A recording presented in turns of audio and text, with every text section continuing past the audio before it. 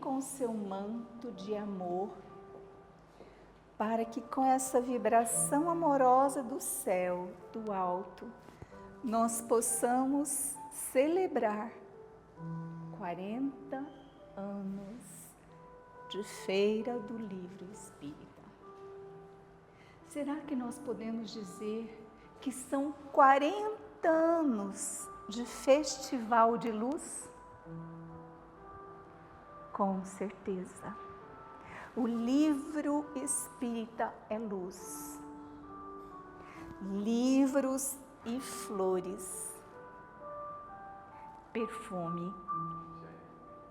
Quando nós estamos na companhia de um livro espírita, seja ele doutrinário ou seja ele consolador, nós não sabemos dizer e sentir se esse perfume vem do céu para a terra ou se esse perfume sobe da terra para o céu. Um livro é um semeador. Jesus, ele foi o grande semeador.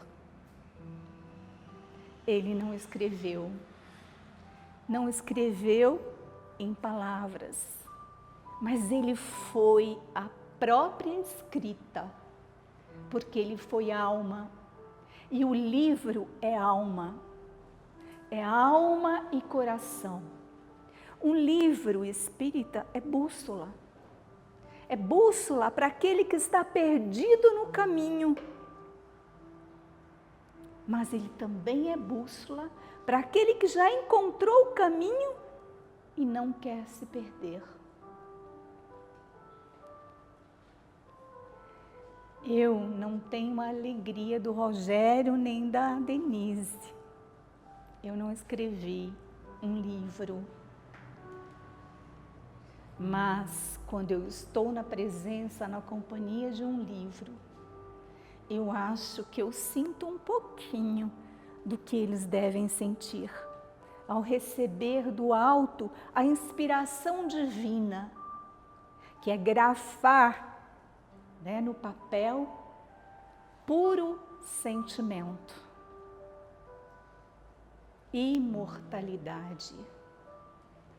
Como nós precisamos de crer na imortalidade, que nós estamos aqui apenas de passagem, que o nosso destino é lá.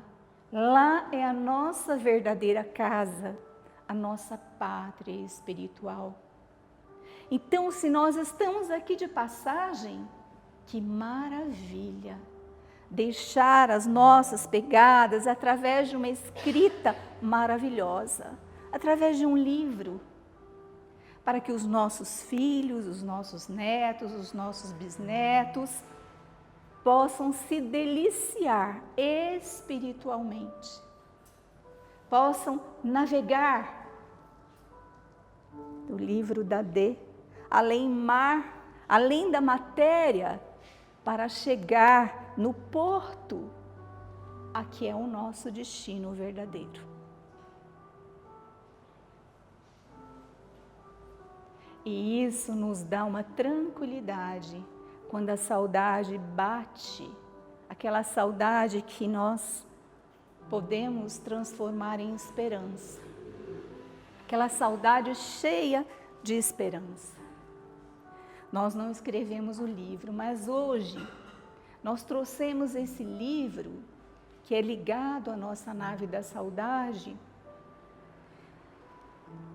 o livro escrito por Leonel Sivieri Varanda, Chico Xavier e a nave da saudade, na luz da esperança. É bem isso, Quando ele cita o livro Estamos Vivos, dos meninos que desencarnaram, das famílias que começaram, iniciaram a Casa da Sopa, na nave da saudade. Nesse livro tem uma frase que, principalmente nessa celebração da Feira do Livro, e da época natalina em que nós estamos, me chamou muita atenção. É uma frase de Bezerra de Menezes que diz assim: Jesus usou da caridade pura para divulgar as verdades eternas. Ele usou da caridade pura. O que é o Espiritismo para nós? Certa vez eu ouvindo uma palestra de Carlos Bacelli, eu achei extraordinária a frase que ele colocou. Ele disse assim que Espiritismo é caridade em movimento. É caridade que não descansa. Nós não podemos nos cansar de perdoar. Não podemos descansar de compreender, de estender a mão. A casa espírita é um hospital, é uma escola de almas, é uma casa de caridade. Porque ela é inspirada por Jesus, pelo nosso mestre querido, que lecionou para nós as lições mais divinas, pelo médico de nossas almas, Jesus, pelo nosso querido amigo e irmão Jesus. Se nós pensarmos assim, a casa espírita como escola de almas, como hospital, como casa de caridade, nós podemos viajar no tempo e ir lá no cristianismo.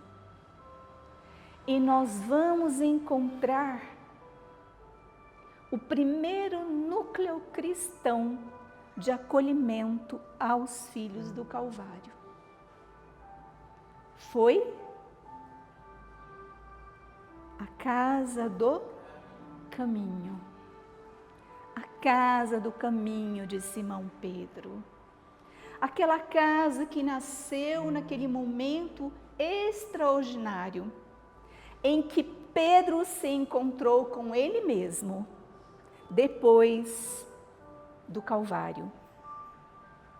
Depois do Calvário fazia uma tarde serena, o vento soprava, os pescadores tinham voltado ao mar porque se estavam perdidos.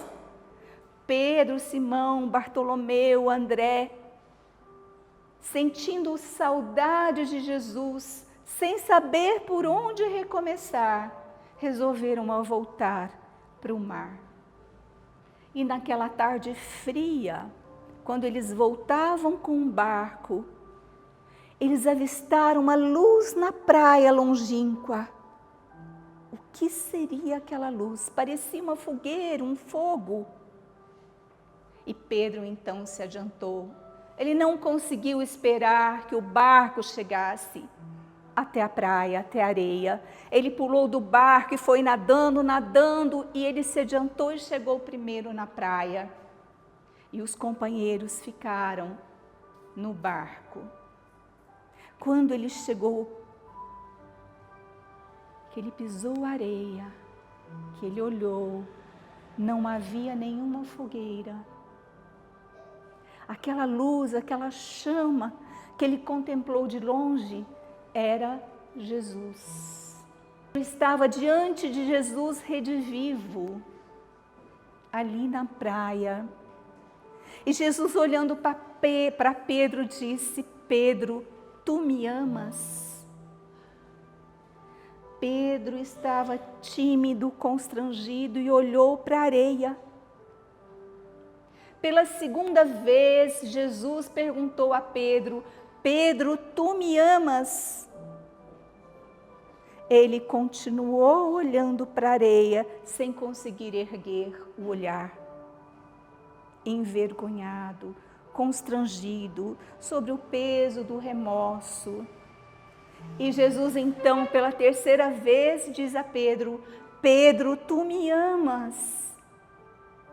Foi então que Pedro levantou o olhar, colocou o olhar, cruzando o olhar com Jesus, E Jesus disse para ele: Pedro, apacenta as minhas ovelhas. E Pedro então disse a Jesus: Jesus, o Senhor tudo sabe, o Senhor sabe que eu te amo. Então, Pedro, vai e apacenta as minhas ovelhas. Naquele momento, então, Pedro reencontrou o caminho. E o caminho de Pedro foi a casa do caminho, aquele núcleozinho pequenininho, aquela casinha construída entre Jerusalém e Jope, onde Pedro e os apóstolos, companheiros mais próximos, começaram a receber doentes, enfermos, aflitos de todos os lugares. Aqueles que iam procurar Jesus e não sabiam que Jesus tinha partido. E Pedro acolhia a todos. E aquela casa pequenininha começou a crescer. E começou a crescer. E a configuração dela ficou como se fosse 2 braços abertos.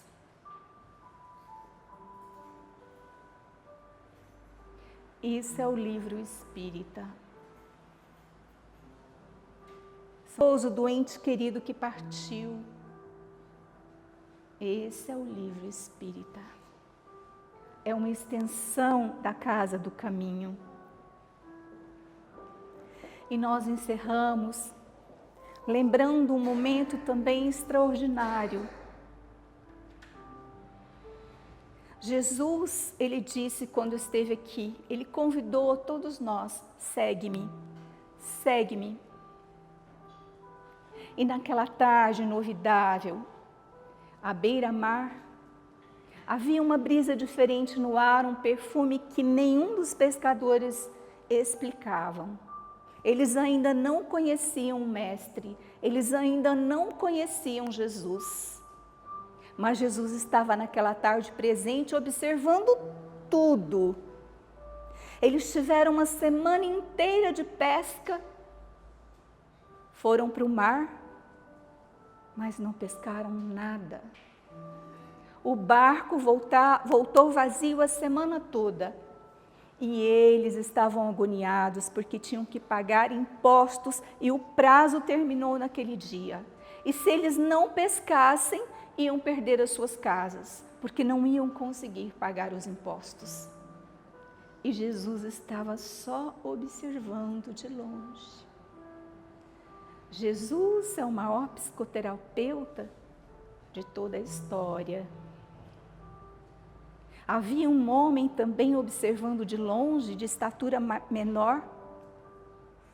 E aquele homem prestava atenção se naquele dia eles iam conseguir pescar. Por quê? Porque ele era Mateus, o cobrador de impostos, aquele que fazia os cálculos. E Mateus estava ali observando, porque se eles não voltassem com a pesca, eles iriam perder as suas casas. Jesus então se aproxima de Pedro, quando eles desceram do barco, e convida eles: vamos voltar para o mar. E Pedro diz não, sem saber quem era aquele homem, que de repente o tocou. E Jesus disse: vamos voltar. E Pedro disse não. Não pescamos nada durante a semana toda. É em vão voltarmos ao mar. E Jesus mais uma vez convidou.